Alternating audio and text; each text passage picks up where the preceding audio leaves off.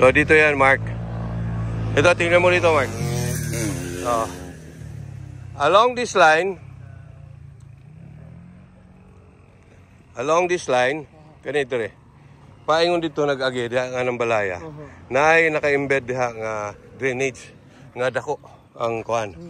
Dire, kay atong nagtukod din sila dire, yung mga yuta dire, nag-subdivision dito. Ang drainage nila, dire ni agi. So, ang among gibuhat, para dili na mo atong yuta dito. Oliver, hindi mo pa pala napapalipat to. Ang sabi ko, ilipat yung ano doon. So, yun na nakadako ang nasa ilalom. Na dire. So, parang tubig dire mo kuhan. So, di na ni siya gasulod dito karon. Na siya yuta diha. Ganaw. Mo na ang level niya nga gihimo. Nagikan na diha nga drain. Gikan dito, naidako nga ni kuan sa dalan, diha na siya sugod.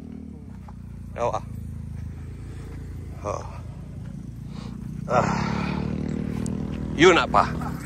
Ni. So amon ang gitungkab. Galing yan doon. Sang tubig tanan dito gakuan, pero gamay ra man ang ilang tubig. So among gikuan, gikonektar na mo aha. So ni hukay mi kuan. So butangan na mo dito. Among plano butangan sab namo ditong dapita. Ditong dapita. Kay total kita 100 man dire. I-level na ako siya dito sa 101 para 1 meter above ta sa road. Kay mo man siya nakaubos man. Yeah. Di ba, Mark? Gets po.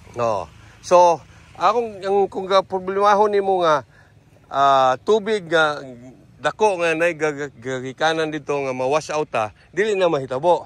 Ang ato na lang i-considera is pag-ulan unsay water retention ani nga kaya punggan dito. Kaya naman sa drainage dito nga kung magtubig mo lusot lang sab dito. Wala may maapektuhan nga mga tao dito. So, mo'y atong kuan. So, dili kay siya problema. Ang ako lang problema, ako lang gawnaon option na mo sa pile sheet, di ba? Kana, sir. Option. Comparative cost. Basic ignon na ako og 3 million akong gasto, imo na sang himo og 2.9. Di ba? Sir, example, sir, 100 meter sheet, 100 meter length sheet pile, kaya ko po kayong bigyan ng cost doon. Tapos 100 meter length na riprap, kaya ko po kayong bigyan ng cost doon. Alam ko na. Alam niyo na pala. Alam ko na. Kaya alam ko rin yung riprap. Marunong din akong gumamit ng gabyon kasi yung beach resort ko sa Batangas, hinukay ko pa nga yung dagat, nilagyan ko ng gabyon. Inumento ko. So, pakita ko sa'yo. Anong ginawa ko doon? Magiging maganda naman. Pero this one, sabi ng anak ko, kumuha tayo ng yung professional talaga. Hindi pwede yung isip mo lang. Di ba? Opo.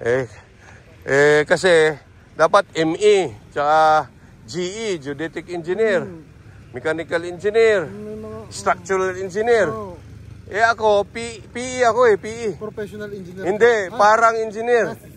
Di ba? Parang engineer. Mura. ME na, ME. Parang engineer. Di ba?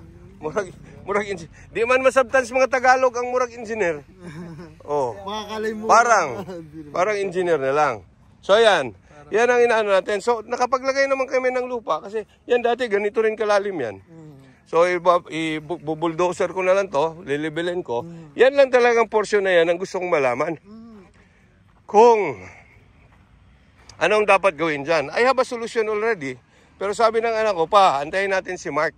Kasi may sinasuggest siya. Kung sinabi mo naman kailangan ng topographic study, meron na kaming ginawa. Mga level, etc. Ginastusan ko na yan. Ginastusan ko na rin yung ginastusan ko na. Ang input ko na lang po sa inyo, sir, kung kayo magtatayo po ng mga structure, pwede po natin gawa ng structural design analysis from roofing to footing po. Kung kayo papayag po. Kasi dito, Pag na-level ko yan, wala na akong pakialam kung anong itatayo dito in the future. Oo. Ang main objective po natin, slope protection. Slope protection lang. Slope protection lang. Wala na akong anuhin doon kasi pag puproblemahin ko na lang yun in the So future. hindi nyo na po kailangan ng calculation? Hindi na. Yun lang naman ang ano ko. Diba? Kasi dito, para makita mo, paano ko sinubdivide ang lupa. Ang 5,000 square meter na frontage na to, gagawin ko lang commercial area. Ang commercial area rito, wala namang nagtatayo ng 10 story. Sabi ko nga sa'yo, parang pinaka ano lang nito, parang warehouse lang ulit na maliit. Doon, warehouse doon. Papakita ko nga sa'yo yung plano para madali mong maintindihan. Yung tungkol po sa kuha ng warehouse, sir, baka kailangan nyo po sa structural design analysis din po ng warehouse. Meron na rin. Meron na rin pala. O, yun lang ang pinoproblema ko, yan lang. Hinold lang talaga ako ng anak ko. Sabi niya, pa, kausapin natin si Mark. Di ba? Oo.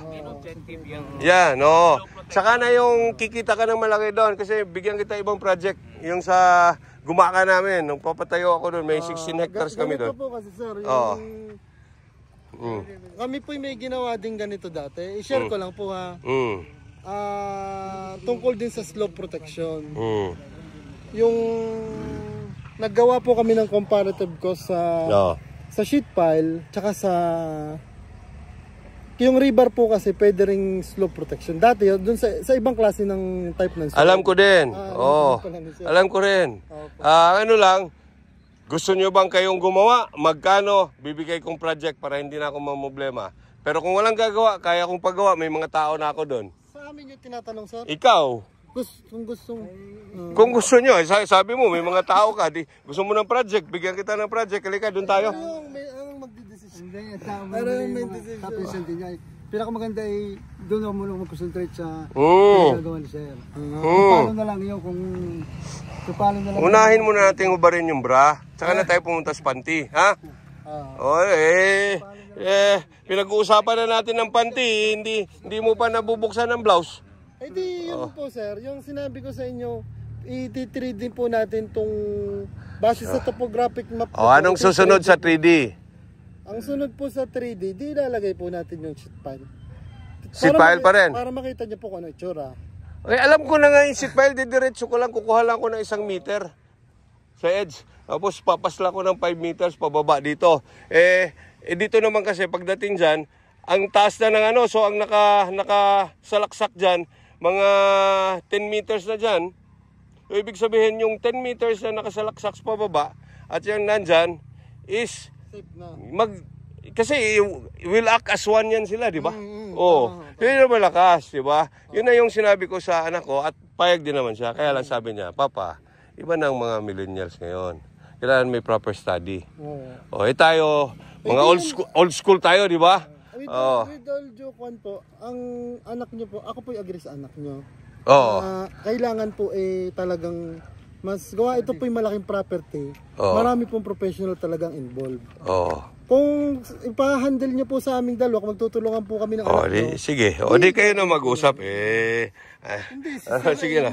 Tayo na. Punta tayo doon. Punta. Tao nyo lang po ako. Sige na nga. Ang dami nating pasumbingay. Anong gusto nyong gawin? Ano sumbingan? Pasumbingay, ang dami nating dinadaan-daanan ng mga pasikot-sikot tayo, di ba? Murago man ka nag-aral sa Cagayan de Oro, di man mo bawan ng pasumbingay. Malalim-lalim na mga Bisaya, medyo... Ha? Halika. Sige lang.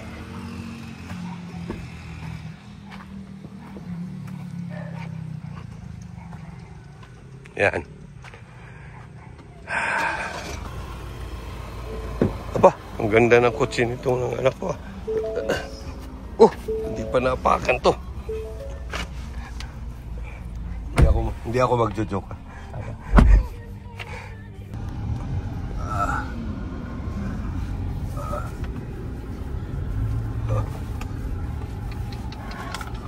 Ayan. May nangangahoy na dyan.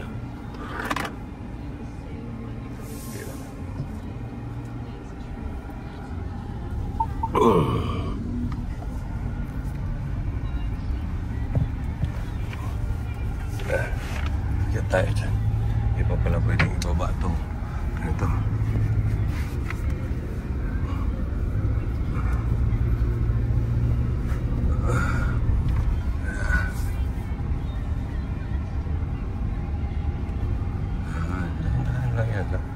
Paano rin natin yan? Patayan doon, no? Siguro magsama kayo ng matagal dito. Survey ko ng ano. Diba? Survey natin.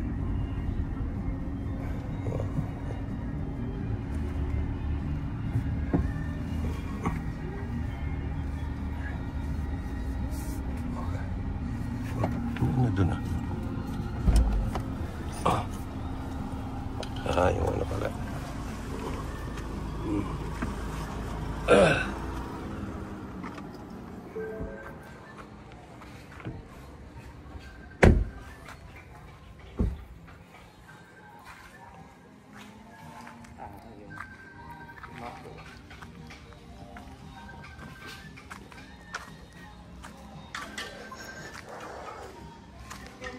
Afternoon.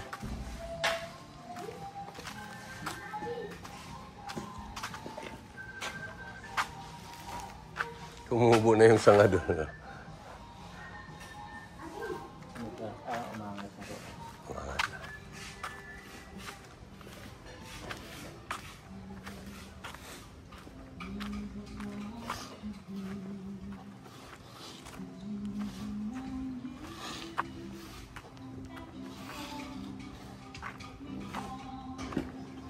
Manong! Nang hapon. Ba? Six ang assistant? Manang! Afternoon.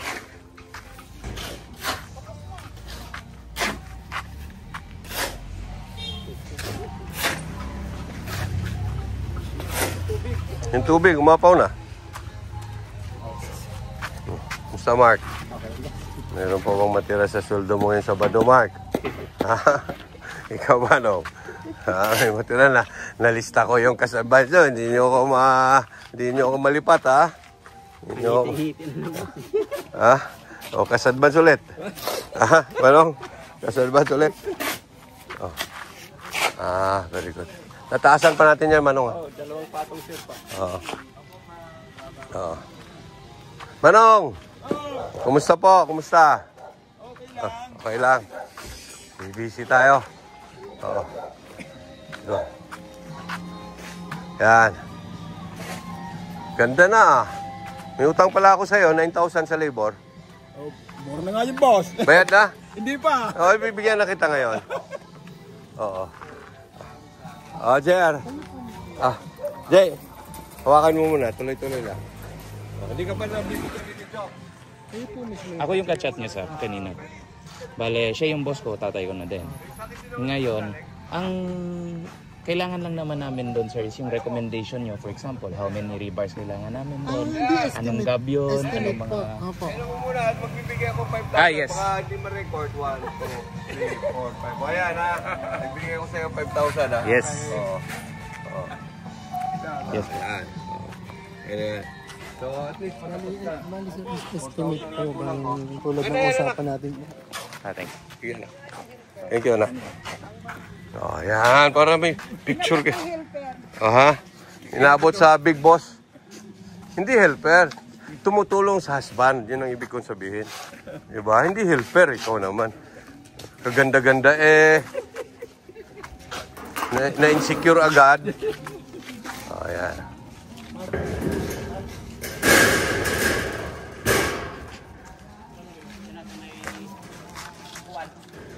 So, ito Manong, dito lang papunta, no? Tama na. Okay. Good job, good job. Medyo wala lang sa pababa lang kami yung market sir. Okay lang. Hindi na makalusot tao dyan.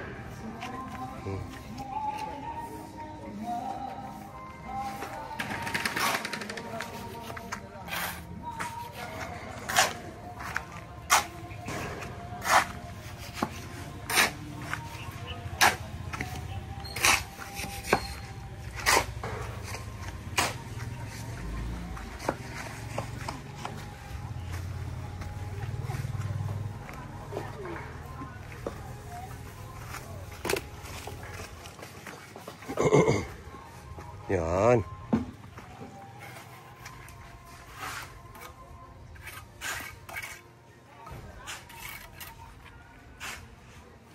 Ano Ray, kumusta ka na?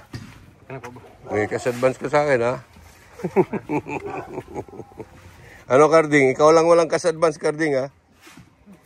Si Manong, magkano pa cash-advance mo, Manong? Ha? Bali, 2-3 sir. 2-3 pa. O gusto mong cash-advance ulit? Ha? Ayan. Okay naman sila, Manong. Wala namang nagreklamo. Ayan. Very good. Tuloy-tuloy na tayo dyan. Dali lang pala, Manong, no? Ha? Ay, dahan-dahan lang. Huwag kang magpa-stress. Malang hospital ngayon. Ha? Pagka napapagod, pahinga. Basta matanda, pahinga. Pero mga bata, walang pahinga, ha? Kading.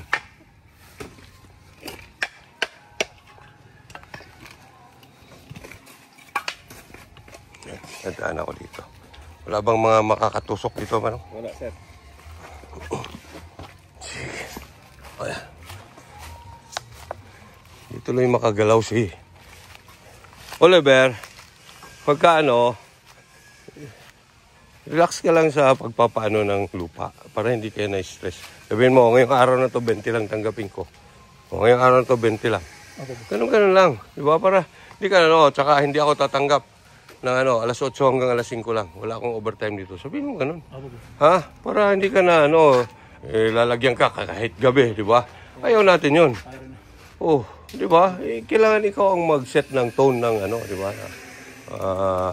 Para hindi ka na stress. Maganda na Pag nasarado natin na yan, pataasin pa natin. O ayan, nasarado na. Wala nang, alam mo na. Oh, Gaga, kumusta ka na dyan? Ha? Parang gumaganda ka dito, ha? Oh, ayan. O, itago nyo itong pagka naulanan, nagrarasto, patago mo, ha? O, marami ka pang gasol? Ano sir, nakabusan kami ng isa kanina. O, di bili ulit tayo. Ganon lang talaga yan. Oliver, naubos mo na yung 30 mil? Ha? Delivery? O, pero nasa iyo ng 30 mil, ha? Materialis yan.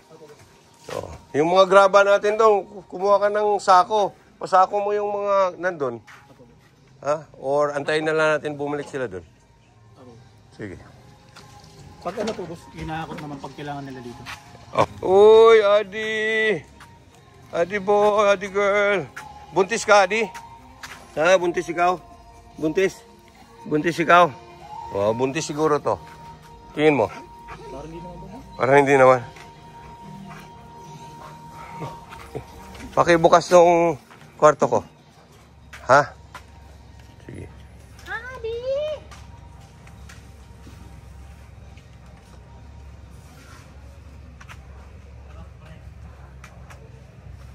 Ano, Gilbert? Ayos pa? Edwin? Mac? Oh. Sinong taga-gumaka dito? Wala na po, sir. Wala na?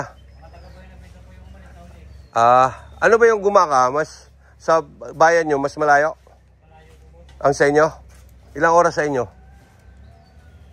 Traffic po, sir. Na oras? Eh, ang gumaka galing dito sa 3 lang at sa 4 lang eh. Iba ba ang daanan? Iba ang daanan? San Pablo po sila. Sa San Pablo sila. Kasi may bili tayong property sa Gumaka.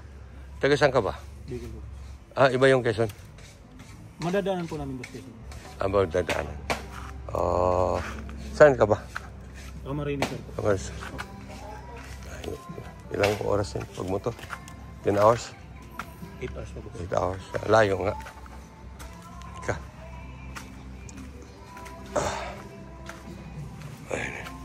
Ayan yung anak ko. Kausap na yung Hindi natin pwede ba sasabihin na yan? Okay lang.